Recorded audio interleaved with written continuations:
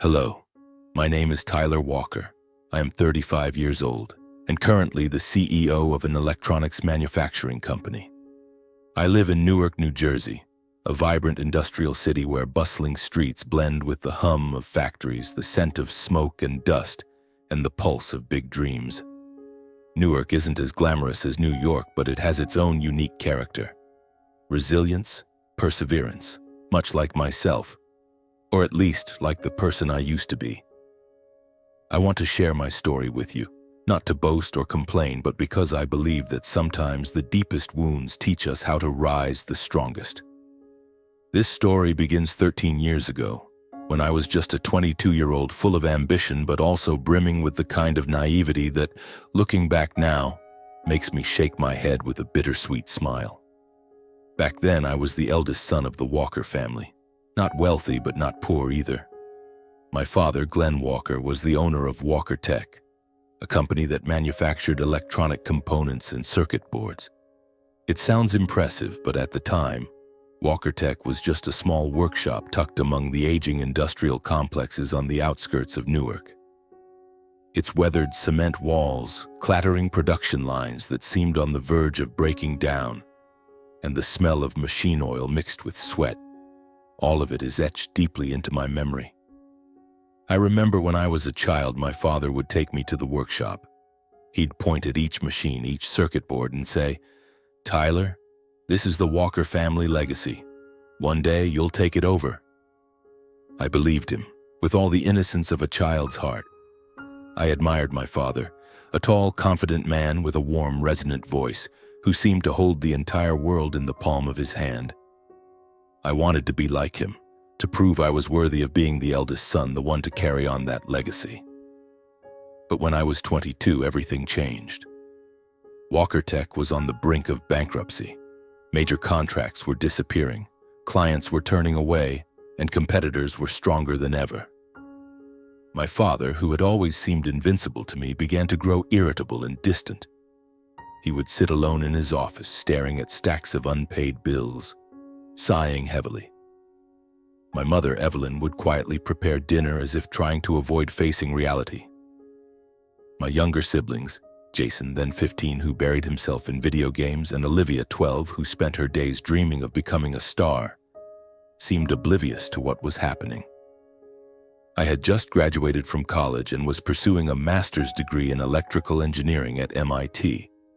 It was my greatest dream, to become an engineer, an innovator, someone who could create technologies that would change the world. But one evening, my father called me home. He sat in the living room next to a half-empty glass of whiskey and said, "Tyler, the company is dying. If you don't help, it's all over." His voice, once so strong, trembled with something close to desperation. I didn't hesitate. I dropped out of graduate school, abandoning my own dreams, and returned to Newark. I told myself, this is family. This is responsibility. But deep down, I knew I was doing it because I wanted my father to be proud of me. I wanted him to look at me the way he looked at his beloved circuit boards, as something worth cherishing. The years that followed were an endless blur of long days. I threw myself into work like a man possessed. I stayed up all night, researching new technologies, finding ways to improve the production line. I remember those exhausting mornings when the dawn light streamed through the workshop windows, and I was still there, sketching circuit diagrams, calculating costs down to the penny. I proposed automating parts of the production line to my father, but he always dismissed it. "Too risky, Tyler. We don't have the money to experiment." But I didn't give up. I found ways to secure loans, persuaded small investors, and step by step, I turned my ideas into reality. Some nights I lay on the old sofa in the office, staring at the stained ceiling, wondering if I was doing the right thing. Once, an old employee, Henry, who had been with Walker Tech since my grandfather's time, patted my shoulder and said, "You're saving a legacy, Tyler. Your father is lucky to have you." His words were like a shot of adrenaline, pushing me to keep going. I wasn't just doing this for my father, but for people like Henry, for the families who depended on this workshop to survive. Slowly, the company began to recover. We secured a contract with a major corporation in California and expanded to other states. I improved our circuit boards, reducing production costs without sacrificing quality. Walker Tech was no longer a forgotten name.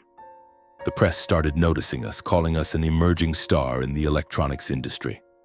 By the time I was 28, the company was valued at hundreds of millions of dollars. I remember the day a technology magazine published an article about me, calling me the young mastermind behind Walker Tech's revival. I cut out the article and taped it to the office wall, not out of pride, but as a reminder that every effort was worth it. But then one autumn afternoon, as golden leaves blanketed the streets of Newark, everything came crashing down. My father called me to a meeting at the main office. I walked in expecting a routine discussion about expansion plans. But when I sat down, my father, his face cold and expressionless, said something I'll never forget. "Tyler, the company has been sold." I thought I'd misheard. Sold? To who? When? I asked, my voice faltering. He looked at me, devoid of emotion, and replied, "A foreign investment group. The deal was finalized last week. It's done." It felt like the blood in my veins turned to ice. "You didn't ask me, not even once?" I was on the verge of breaking down. My father merely shrugged as if it didn't matter. "This was my decision, Tyler. You're just an employee." Those words cut through me like a knife. An employee? Me, the one who had dropped out of school, who had poured sweat and blood into saving this company, was just an employee? I wanted to stand up, to scream at him, but my legs felt nailed to the floor. I just sat there, staring at the man I had once admired, now a stranger. I left the office, my mind reeling. I drove aimlessly around Newark, through familiar streets, past the workshop where I had spent my youth building something I believed in. I stopped in front of the factory gate, staring at the Walker Tech sign glinting in the sunset. I asked myself, what did I do wrong? Why did my father do this? I had sacrificed everything, my dreams, my time, my youth, only to be betrayed like this. But little did I know, this was just the beginning of the coldness and cruelty my father would show me. And soon, a shocking truth, one hidden for decades, was about to be revealed. The shock of my father selling Walker Tech without so much as consulting me left me reeling. In the days that followed, I was like a ghost. I drove through the familiar streets of Newark, but everything now seemed cloaked in a different hue. Gray, cold, as if the city itself had turned its back on me. I couldn't sleep. Each night I lay on the creaky bed in my small apartment, staring at the ceiling, wondering what I had done wrong. The circuit boards I had designed, the sleepless nights spent saving the company, the dreams I had set aside, all of it now felt like a pile of ashes. I thought the betrayal from my father was the worst thing that could happen. But no, the real devastation was waiting for me at a family meeting I would never forget. The meeting took place on a Saturday evening at the large Walker family home on the outskirts of Newark. That house had once been the backdrop of my childhood, where I played with Jason and Olivia, where my mother used to sing lullabies when I was little, and where my father told me stories about the Walker family legacy. But that day, as I stepped through the heavy oak door, I sensed an eerie atmosphere.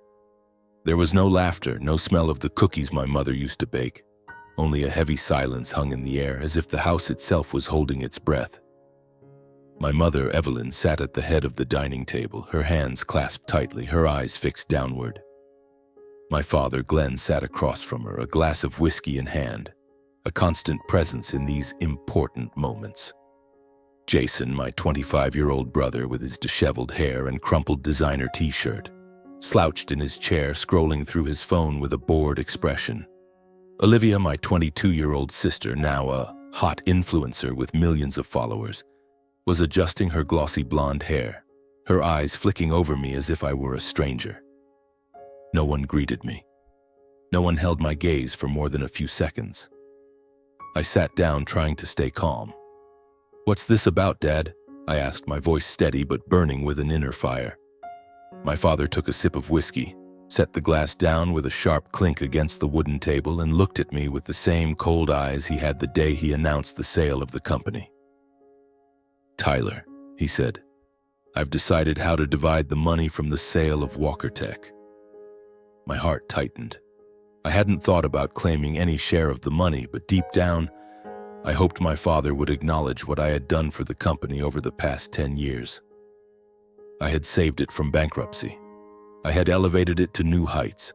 I had poured my entire youth into it, turning down lucrative job offers to dedicate myself to the family business. Surely my father saw that, didn't he? But reality hit me like a bucket of ice water. The old wound hadn't even begun to heal before a new one tore through me. "I'll keep 50%. The rest will be split evenly between Jason and Olivia," my father said, his voice flat like he was reading a memo. "As for you, Tyler, you don't need any. You're capable. You'll manage on your own."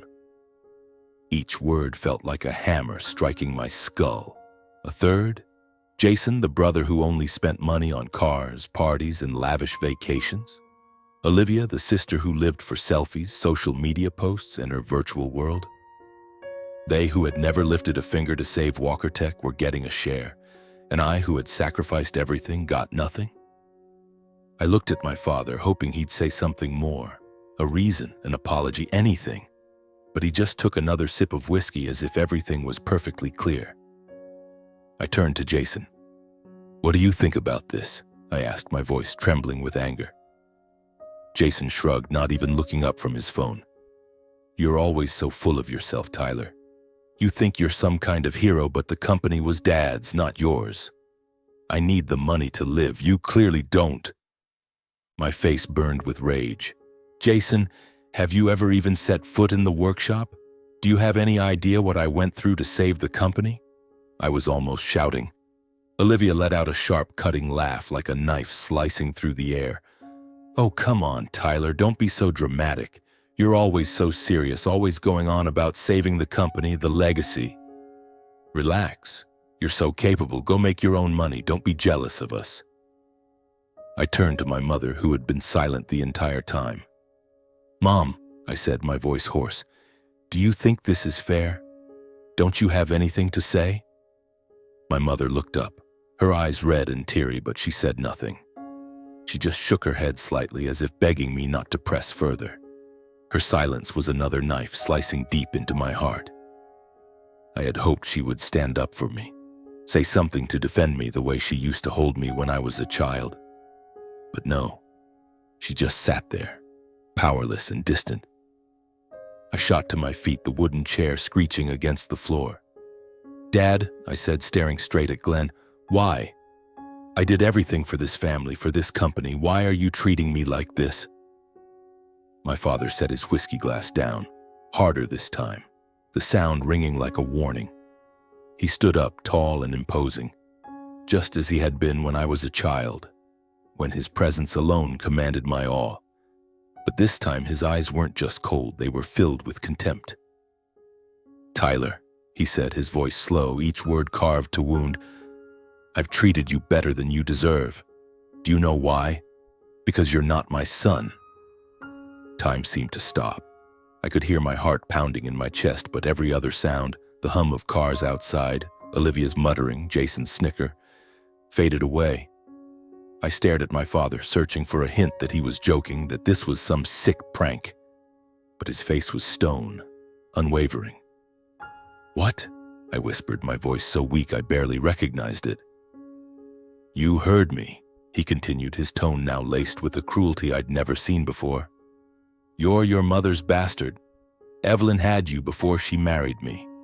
I raised you, gave you the Walker name, but you're not my blood. Jason and Olivia are my real children. That's why the money is theirs, not yours." I turned to my mother, desperate for her to deny it, to scream that he was lying. But she only bowed her head, her trembling hands clutching the edge of the table. Her silence was the most painful confirmation of all. It was true. It felt like the world collapsed beneath my feet. Not only had the company, my life's work, been taken from me, but my identity, the years I believed I was part of this family, vanished. I wasn't Glenn Walker's son. I wasn't part of the Walker legacy. Who was I? An outsider? A bastard, an employee, just as my father had said. I don't believe it, I muttered, but my voice faltered as if I didn't believe my own words. Mom, say something, say it's not true. My mother looked up, her eyes brimming with tears, but she remained silent. Her gaze, filled with pain and guilt, offered no explanation. I wanted to scream, to smash everything in that room, but I just stood there, frozen, like a man drained of all life. Jason burst into laughter, a cruel, mocking sound. God, Tyler, you're just figuring this out now. Turns out you're not the hero after all. Just a spare in this house. Pathetic. Olivia didn't laugh, but she looked at me with pity, like I was a stray dog. You should be grateful Dad raised you all these years, she said, her voice sugary but sharp. Don't make a scene, Tyler, just go. I don't remember how I left that house. All I know is that I drove aimlessly through the dark streets of Newark. Rain began to fall, the drops pelting the windshield, blurring everything in front of me. I didn't cry. I couldn't cry. The pain inside me was bigger than tears. It was like a black hole, swallowing every emotion, leaving only a cold void. I had lost the company, I had lost my family, and now I had lost myself. In the days that followed, I lived like a shadow. I didn't go to work, didn't answer my phone. My apartment became a cage where I trapped myself with questions that had no answers. Who was I? Why didn't my mother say anything? Why had my father, no Glenn, hidden the truth from me all these years? And why, after everything I had done, was I treated like an outsider? Each morning I woke to the faint sunlight filtering through the tattered curtains of my small Newark apartment. The steady hum of traffic outside seemed to remind me that the world was still moving, while I was not. I sat on the sofa staring at the pile of old Walker Tech papers and sketches I had brought home, now nothing more than meaningless fragments of memory. I tried to recall the excitement of designing circuits, of finding ways to improve the production line, but all that remained was a cold, empty void. I had lost the company, I had lost my family, and now I had lost myself. I wanted to call Emma, my fiancée, the one who had always been my light in the darkest days. I picked up the phone, my fingers hovering over her name in my contacts, but each time I went to press call, I stopped. How could I tell her that I was no longer the Tyler Walker she knew? How could I face her when I didn't even know who I was anymore? I feared Emma's gaze, gentle yet piercing, as if she could see through every pain I kept hidden. I was afraid she'd see me now as a failure, a man with nothing left to take pride in. But then on a rainy afternoon, as I sat watching raindrops streak down the window, my phone buzzed. Emma's name lit up the screen and my heart clenched. I hesitated but finally pressed accept, knowing I couldn't hide forever. Tyler? Her voice came through, gentle but firm, like a breeze clearing the fog in my mind.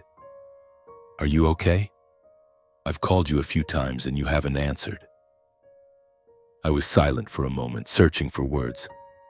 I'm sorry, Emma, I haven't been okay lately. I know, she said, her voice soft but certain. I won't ask too much, Tyler, but this weekend come to my place, okay? My dad wants to meet you, it's important. I was surprised. Emma's father, Richard Bennett, was a man I deeply respected, but he rarely got involved in my affairs. What's it about? I asked, my voice trembling slightly.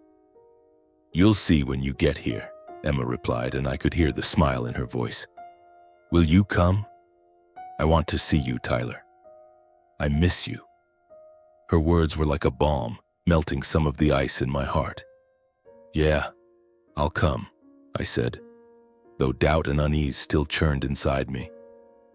Emma Bennett wasn't just my fiancée, she was the one person who made me feel like I could be myself. We met 3 years ago at a technology conference in New York. I was presenting a new circuit board I had designed for Walker Tech, and she, a financial analyst working for her father's company, was sitting in the front row scribbling notes with a focused expression. I remember her eyes, sharp yet warm, as if she could see straight into my soul. After the presentation, she approached me asking incisive questions about the technology, but then she smiled and said, "You talk about circuits like you're telling a love story, Tyler."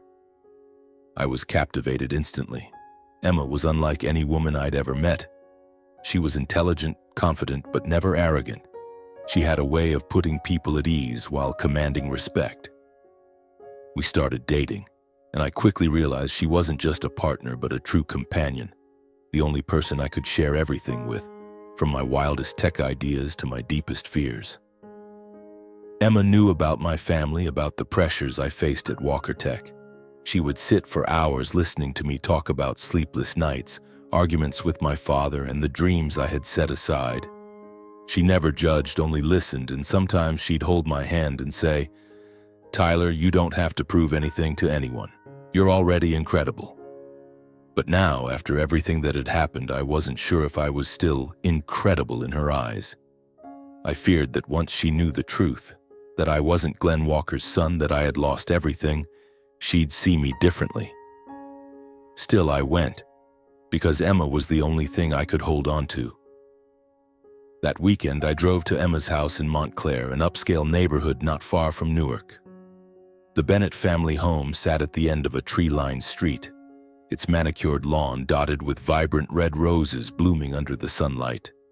The house exuded elegance yet warmth, with large windows gleaming and the faint scent of pine from the fireplace. As I walked through the gate, Emma was waiting, wearing a pale green dress, her brown hair loose, her smile radiant like the sun. "Tyler," she called, running to hug me. The warmth of her embrace made me want to cry, but I held it back, squeezing her hand gently. "Are you okay?" she asked, looking into my eyes. I knew she could see the pain I carried, but she didn't push me to talk. She just took my hand and led me inside. The dinner took place in the Bennett's elegant dining room. The table was set impeccably, with white linens, flickering candlelight, and the rich aroma of braised beef filling the air. Besides Emma and me, a few of her relatives were there, but the evening's focal point was Richard Bennett, Emma's father. A seasoned entrepreneur, he was the force behind Bennett Industries, a renowned investment conglomerate. In his 60s, he still commanded authority, with neatly combed silver hair, eagle-sharp eyes, and a smile that was both friendly and enigmatic. The meal passed with light conversation. Emma talked about her new financial project. Richard shared stories from his early entrepreneurial days, and I tried to smile to blend into the atmosphere, though my heart remained heavy. I ate without tasting, wishing the evening would end so I could retreat to my cage. But after the others left, Richard patted my shoulder. "Tyler, come to my study for a moment," he said, his voice low but undeniable. Emma gave me an encouraging smile, and I followed him, unsure of what awaited. Richard's study was a blend of timeless and modern. Tall oak bookshelves lined with books and documents reached the ceiling, contrasting with a tablet on the desk. A small fireplace crackled, casting a warm glow. He gestured for me to sit in a leather chair, poured 2 glasses of red wine, and handed me one. I held it but didn't drink, watching him, waiting. "Tyler," he began, sitting across from me, his eyes locking onto mine. "I know what you've been through. I know about the company, your family, and the truth Glenn Walker told you." I flinched, nearly dropping the glass. "You know?" I asked, my voice faltering. "How?" He smiled, not a triumphant smile, but one of understanding. "I've been in this game long enough to know things, Tyler. I have my people, and I keep an eye on talents like you. People with potential held back by those who don't deserve them." I stayed silent, unsure how to respond. Richard sipped his wine and continued, his voice slow but weighty. "I'm the one who bought Walker Tech. Through a subsidiary, but it was me behind the deal." My blood ran cold. "You?" I blurted, unable to believe my ears. "Why? Why did you do it?" He set his glass down, leaning forward, his gaze piercing. "To be honest, your father, Glenn Walker, is an incompetent man. He not only failed to preserve his legacy, but also failed to recognize talent. I'm not like him. I saw your potential, Tyler. I've followed you for a long time. From the articles about Walker Tech's revival, the circuits you designed, the way you turned a failing company into a rising star. You're not just an engineer, you're a leader. But Glenn never saw that. He didn't deserve you. My heart raced. His words were like a gust of wind stirring the ashes in my chest, igniting a small spark. But I was still wary. So why buy the company, just to help me? He chuckled softly, this time with genuine warmth. Not just for you, Tyler.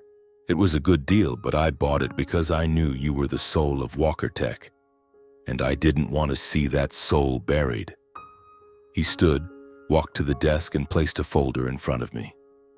I want you back as CEO of Walker Tech, he said, his voice firm like a command. But this time, not as the boss's son, not as Glenn Walker's employee. You'll have real control. You'll lead the company your way. I believe you can do it. I stared at the folder, then at him. In that moment, it felt like the world was opening up before me. The painful days, the sleepless nights, my family's mockery, all seemed to fade, replaced by a glimmer of hope. I wasn't sure if I had the strength to start again, but Richard's gaze, his trust, made me want to try. Are you sure? I asked, my voice trembling. I don't know if I'm strong enough. He placed a hand on my shoulder, firm and warm. Tyler, I don't choose people because they're perfect. I choose them because they have fire in their hearts, and you have that fire. Do you accept? I took a deep breath, feeling my own breath return after days of numbness. I looked into his eyes, and for the first time in days, I felt alive. Yes, I said, my voice steadier than I expected. I accept. He smiled, raising his glass. Then cheers. Welcome back. When I left Richard's study, Emma was waiting in the hallway. She didn't ask anything, just took my hand, her eyes saying everything. She believed in me. We stepped into the garden where moonlight bathed the roses, and for the first time in days, I felt I could breathe. I didn't know what lay ahead, but I knew one thing. I had found my light. And this time, I wouldn't let it slip away. That night, I couldn't sleep. Not because of the haunting questions that had plagued me in the days before, but because of a new feeling, like a small flame flickering to life in my chest. I lay in bed watching the moonlight spill through the window of my small Newark apartment, and for the first time in weeks, I didn't feel like a failure. Richard's offer wasn't just a chance to return to work, it was an affirmation that I was worth something, that the years of sweat and blood I poured into Walker Tech weren't meaningless. I gripped my phone, wanting to call Emma to thank her, but then I smiled and decided to save it for the morning. I needed time to process everything, to believe I could start again. The next morning, I put on a suit I hadn't touched in ages, stood before the mirror, and tried to recognize the man staring back. My face was still me, tired eyes, slightly messy hair, but something was different. A spark of determination, a hint of pride. I took a deep breath and drove to the new headquarters of the company, now called Bennett Walker Industries. Stepping into the new building in downtown Newark, I barely recognized the place. The old Walker Tech, with its stained cement walls, clattering production lines, and the pungent smell of machine oil, was gone. In its place stood a modern structure with gleaming tempered glass, minimalist yet luxurious interiors, and open spaces flooded with light. The Bennett Walker Industries sign at the entrance shone brightly in the sunlight, a declaration of a new beginning. I was led to the CEO's office, a spacious room on the top floor with a panoramic view of Newark, a sleek ebony desk, a large screen displaying real-time data, and a bookshelf filled with volumes on technology and management. I stood at the window, looking out over the city, feeling as though I were standing on a mountaintop with the world waiting for me to conquer it. But I also felt the weight of expectation. Richard had placed his trust in me, and I couldn't let him down, or myself, not again. On my first day, I gathered the management team.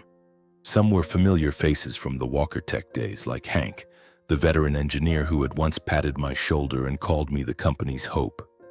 He looked at me, his eyes gleaming with pride, and said, I knew you'd be back, Tyler. This is where you belong." But there were also new faces brought in by Richard with sharp eyes and burning ambition.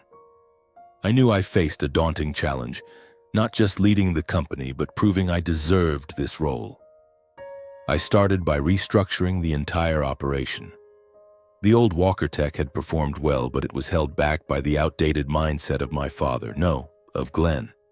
I wanted Bennett Walker Industries to be more than an electronics component manufacturer. I wanted it to lead the industry. I focused on two new areas: artificial intelligence, AI, and advanced microprocessors. These were the dreams I'd nurtured at MIT, ideas I'd once pitched to Glenn only to be dismissed with a shrug and, "Too risky, Tyler." Now, with full control, I didn't need anyone's permission. I recruited top engineers from Silicon Valley, partnered with universities for AI research, and invested heavily in cutting-edge microprocessor production lines. I remember long nights working with the team, sketching designs on whiteboards, debating algorithms and testing new chip prototypes. Once a young engineer, Sarah, looked at me and said, "Boss, you work like the whole world depends on you." I laughed, but deep down I knew she wasn't wrong. This wasn't just a job. It was my chance to prove I wasn't the spare my family had called me. The first few months were far from easy.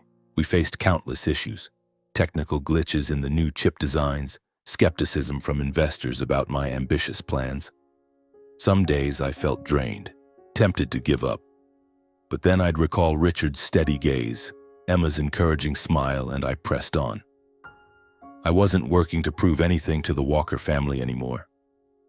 I was working for myself. Within 2 years, Bennett Walker Industries had transformed. We launched the most advanced microprocessor line on the market, with performance surpassing our competitors. Our AI products, from automation software to intelligent management systems, were sought after by major corporations. A contract with a Japanese tech giant catapulted our name onto the global stage. The press began calling me the rebirth of American tech. A Forbes article wrote, "Tyler Walker, once a shadow under his father's feet, has become the standard bearer of America's tech industry." I clipped the article but didn't tape it to the wall like I used to. I tucked it in a drawer, a reminder of how far I'd come. Each morning, stepping into my office, I no longer felt like the trembling 22-year-old standing before Glenn. I was Tyler Walker, CEO of Bennett Walker Industries, in command, no longer anyone's shadow. Interviews with the media became part of my new life. I stood before cameras, answering questions about strategy, technology, and the future. But deep down, I knew I wasn't doing this for fame. I did it because I loved the work, the thrill of seeing my ideas come to life, the way we were changing how the world worked, one chip, one line of code at a time. Emma was always by my side. She wasn't just my fiancée, but my confidant, the one who reminded me to rest when I overworked, who laughed and said, "Tyler, you don't have to save the world in a single day." In the evenings when I came home, she'd sit with me, listening to my talk of new projects, and sometimes she'd just hold my hand, saying nothing, letting me know I wasn't alone. While I rebuilt my life, the Walker family, those who once called me spare, began to crumble. I didn't actively keep tabs on them, but Newark is a small city and news travels fast. Glenn, after selling Walker Tech, dove into a lavish lifestyle he thought he deserved. He bought a Lamborghini, a Miami mansion, and invested in high-risk business ventures. His fortune dwindled by the day. Jason, my brother, was even worse. He burned through his share of the money on gambling and parties. I heard he got caught up in sports betting, racked up debts, and was once beaten badly by loan sharks after crossing some gangsters. I didn't know how to feel: anger, pity, or just indifference. Olivia, my hot influencer sister, fared no better. She used her money to maintain her glamorous social media image, but then got entangled in a major scandal. A tabloid exposed that she'd evaded millions in taxes from her endorsement deals. Her online following turned on her. Brands dropped her, and she became the target of vicious criticism. She tried to salvage her image with apology videos, but no one cared. The last I heard, she'd locked her social media accounts and vanished from Newark, her whereabouts unknown. My mother, Evelyn, broke my heart the most. She fell apart completely.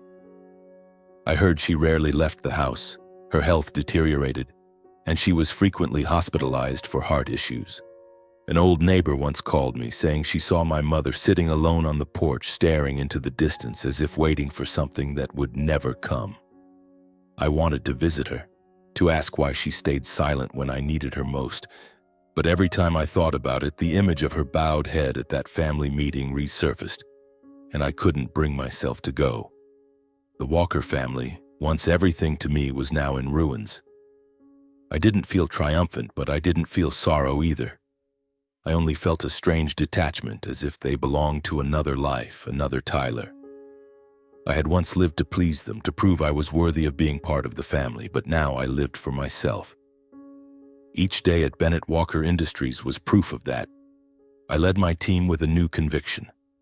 I didn't need to be anyone's son, didn't need the Walker name, to create value. I was Tyler, and for the first time in my life, I belonged to myself. 3 years have passed since I first stepped into the office of Bennett Walker Industries as CEO, and my life has transformed completely. Each morning I wake to the brilliant sunlight streaming through the windows of my new apartment in downtown Newark, where I moved after the company began to thrive. I'm no longer the lost man trapped in a cage of pain and doubt. I am Tyler Walker, CEO of one of America's top 3 technology companies, hailed by the press as the tech rebirth. But more than that, I am a man who has reclaimed himself. Work consumes most of my time. Long days at the office, intense meetings with investors, late nights perfecting a new algorithm, all of it is a joy. I love how my team works, love the moments when a seemingly crazy idea becomes reality. Bennett Walker Industries is more than a company, it's my dream, built from the fragments of my past. Emma remains my light. We've planned our wedding for next fall, when the oak trees in Montclair turn a vibrant gold. I thought my life had found its rhythm, that the wounds from the Walker family had healed, though they left scars that would never fade.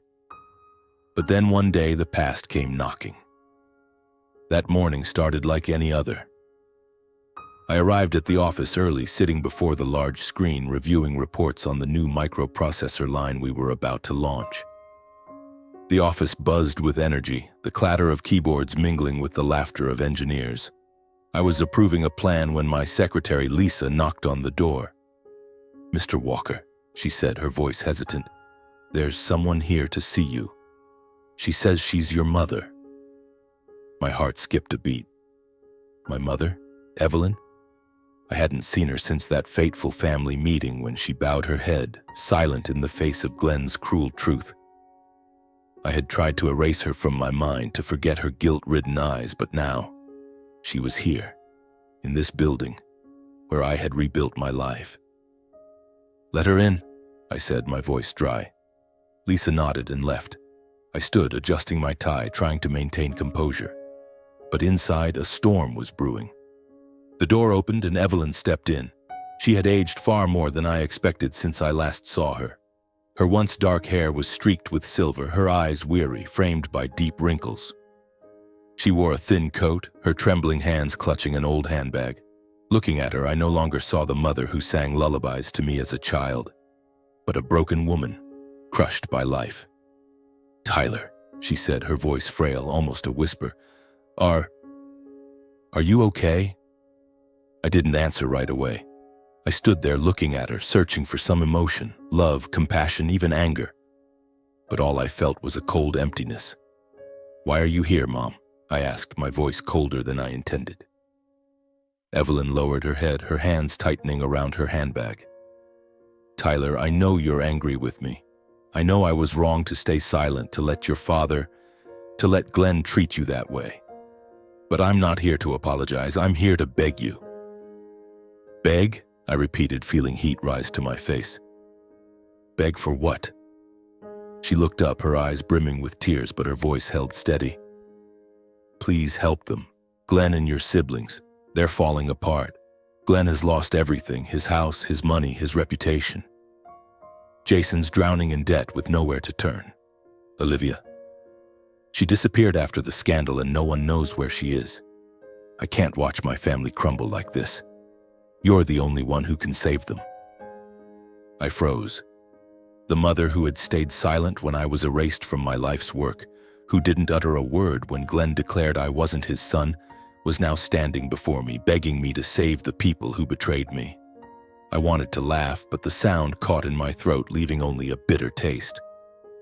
"Mom," I said, my voice trembling with restraint, "do you remember that day? The day you sat silently while Glenn called me a spare? The day you didn't say a word to defend me, and now you want me to save them, after everything they did?" Evelyn broke down, tears streaming down her wrinkled cheeks. "I know I was wrong. I was scared. I didn't know what to do. But you're my son, Tyler. You've always been my son. I just want our family to be whole again." "Family?"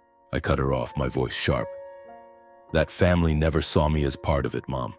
I sacrificed everything, my dreams, my youth, my very self to save Walker Tech, to make you and Glenn proud. But you chose silence. You chose them, not me." She shook her head, tears falling to the floor. "No, Tyler, that's not true. I love you. I've always loved you, but I made mistakes."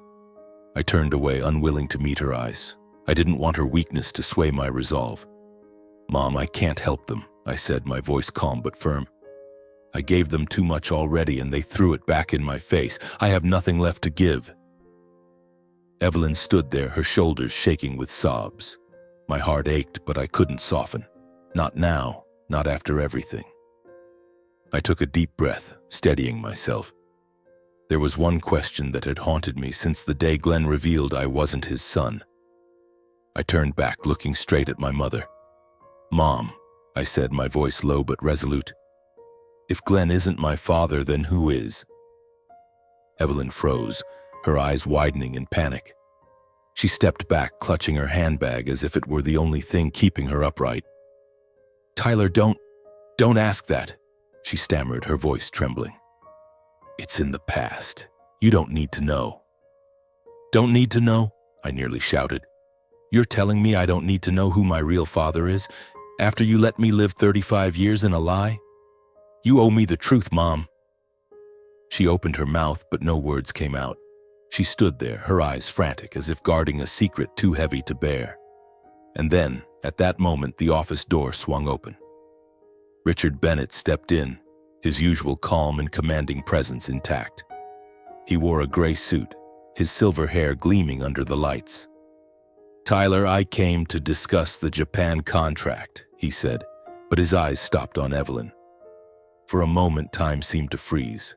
They looked at each other, silent, but I sensed a strange tension, as if they shared a hidden connection I had never noticed.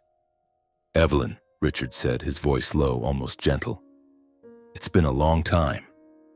Evelyn stepped back, her face pale. "Richard," she whispered, her voice shaking so much I could barely hear her. I looked between them, my heart pounding. Something was wrong, something I didn't know.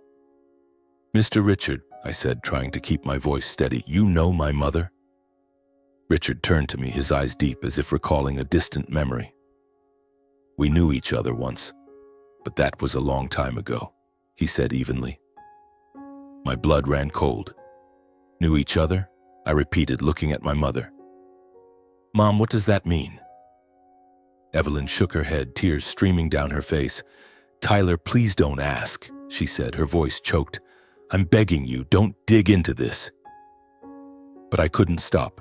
The question of my real father had haunted me too long, and now, with Richard standing here and Evelyn's guilty eyes, I knew the truth was close.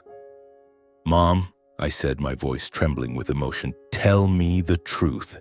Is he—" Evelyn froze, her trembling hands dropping the handbag to the floor. She looked at Richard, then at me, and finally she nodded, tears flowing freely. "Yes," she whispered, "it's true. Richard is your father." It felt like the world collapsed beneath me. Richard, the man who gave me a chance, who believed in me, who I respected like a mentor, was my father. And if that was true, then Emma was my half-sister? The thought struck me like a dagger, piercing my heart. The woman I loved, the woman I planned to marry, was now part of a truth I couldn't accept. Richard frowned, his eyes shifting from Evelyn to me, filled with shock. "Evelyn, what are you saying?" he asked, his voice faltering. "Tyler is my son? Why didn't you ever tell me?" Evelyn sobbed, collapsing into a chair, her hands covering her face. "Richard, I'm sorry," she said, her voice breaking. "Back then, my parents wouldn't let us be together. You were poor with nothing but dreams, and I was pregnant with Tyler. I couldn't tell you because I knew you wouldn't let me go. I married Glenn to hide the truth, to give Tyler a family. Glenn knew, and he agreed to raise Tyler as his own.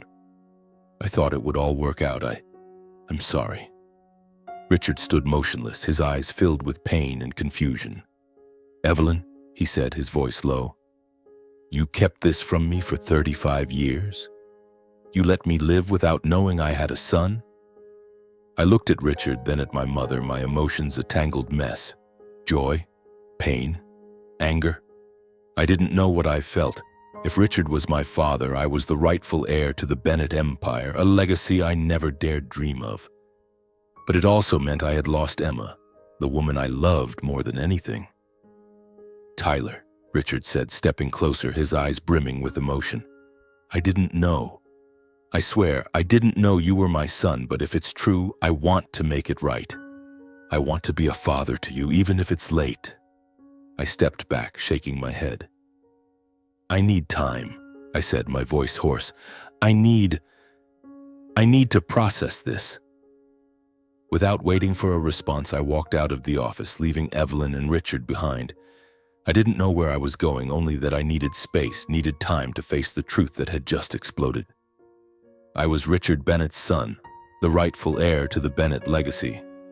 But that also meant facing a cruel reality. I could never marry Emma, my half-sister. I drove away from the Bennett Walker Industries headquarters, aimless, wanting only to escape. The streets of Newark passed by in a blur, towering buildings, flickering billboards, and hurried crowds, all faded like a painting smudged with water. My mind was consumed by my mother's words, her trembling voice as she admitted that Richard Bennett was my father. And then, Emma's image surfaced, her smile, her gentle eyes, the moments we held hands under the moonlight in Montclair. All of it now felt like a shattered dream. I pulled over on a quiet road near the Passaic River. The water shimmered under the sunset, but I couldn't feel its beauty. All I felt was a black hole in my chest where joy, pain, anger, and confusion swirled into a nameless storm. I was Richard Bennett's son, the man I admired who gave me a chance to rebuild my life. I was the heir to an empire anyone would dream of, but at what cost? Emma, the woman I loved more than anything, the one I had envisioned a future with. I gripped the steering wheel, trying to breathe, but the air felt trapped in my chest. If I accepted this truth, I could have everything: status, power, the recognition I once craved as part of the Walker family. But I would lose Emma. Every time I thought of her, my heart felt like it was being crushed. How could I look at her as a sister when just hours ago I was dreaming of standing with her at the altar, exchanging vows? My phone buzzed, snapping me out of my chaotic thoughts. Richard's name flashed on the screen. I stared at it, my finger hovering over the answer button, but I stopped. What could he say? That he was sorry for not knowing I was his son? That he'd make it up to me? Or that he just wanted me to return to the office and act like nothing had happened? I didn't want to hear it. Not now. Not while my mind was still reeling. I silenced the phone and tossed it onto the passenger seat. But minutes later it buzzed again. This time, it was Emma. Her name on the screen felt like another knife, sharp and painful. I imagined her voice, gentle yet firm, asking where I was, why I'd left. She'd be worried, wanting to know what was wrong, but how could I tell her? How could I look into her eyes and say we couldn't be together, that our love was now forbidden? I didn't answer. I couldn't. I just sat there, staring at the river, letting unanswered questions swirl in my mind. Who was I? Tyler Walker, the man who rebuilt his life from ashes? Or Tyler Bennett, heir to an empire I never asked for? Should I be glad to finally know the truth about my father, or devastated by the loss of the woman I loved? I didn't know. Everything inside me was a tangled mess, like a spool of thread torn apart, impossible to unravel. I thought back to my childhood when my mother sang me to sleep, when I believed I was part of the Walker family. I had lived a lie, but at least that lie was simple. Now the truth was more complex, more cruel. I was Richard Bennett's son, but that brought no joy. It only raised a new question. Did I really want this identity if it meant losing Emma? My phone buzzed again. This time a text from Emma. "Tyler, where are you? I'm so worried. Please call me back." I read it, my heart tightening. I wanted to call her, to hear her voice, to let her pull me out of this black hole. But I couldn't. Not when I still didn't know how to face her. I sat there in the car as the sunset faded, giving way to darkness. I didn't know where I'd go next or what I'd do. All I knew was that, for the first time in years, I felt lost again. I was Richard Bennett's son. I was the heir to the Bennett legacy. But I had lost Emma, and perhaps myself, once more. Darkness enveloped Newark as I sat there, gazing at the quietly flowing Passaic River. My phone kept buzzing, but I couldn't bring myself to answer. Each time Emma's name appeared on the screen, my heart felt like it was being crushed. The truth, that Richard Bennett was my father, that Emma was my half-sister, that I was the heir to the Bennett legacy, swirled around me like a storm, pulling me into a vortex with no escape. I had thought I'd found myself again, that I'd built a new life from the ashes of the Walker family. But now I was lost once more, unsure of who I was or where I should go. Am I Tyler Walker? Or perhaps Tyler Bennett? I'm the man who saved Walker Tech, who turned Bennett Walker Industries into a tech empire.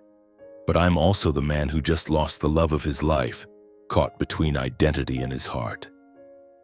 Should I be glad to finally know the truth about my father? To be given the chance to inherit a powerful family's legacy? Or should I be devastated over Emma, the woman I love, the one I can no longer touch? I thought of my mother, Evelyn, who hid the truth from me for 35 years. Part of me wanted to confront her, to scream and demand why she let me live a lie, why she stayed silent when I needed her most. Should I take revenge, make her feel the pain I endured? But then, recalling her tear-filled eyes in my office, I saw a woman broken, crushed by her own life. Would punishing her ease my heart? Or would it only turn me into another version of the cruelty I'd suffered? I considered leaving, walking away from Newark, from Bennett Walker Industries, from all these people and memories. I could disappear, start over somewhere no one knew me, where I wasn't anyone's son, wasn't burdened by secrets. But deep down, I knew running wasn't how I faced life. I'd run from pain before, and it only made me lose myself for longer. And then I thought of the Bennetts, of Richard, of Emma. Should I go to them, face the truth, even if it tore my heart apart? Face Richard, who didn't know I was his son but believed in me, gave me a chance to prove my worth? Face Emma, the woman I love more than anything, who now could only be a sister? I didn't know if I had the courage to walk through that door, to look into their eyes and accept the truth. I sat there in the darkness, the silent river before me, and I didn't know what to do. I've come so far, from a boy desperate to make his father proud to a man who built an empire with his own hands. But now I stand at a crossroads where every choice carries a cost. What should I do? Walk away without a word, leaving behind all the pain and memories? Seek revenge on my mother to soothe the anger that simmered for years? Or go to the Bennetts, face the truth even if it destroys me? You, those hearing my story, what do you think I should do? I stand here with a broken heart and an uncertain future. Tell me, how should I move forward?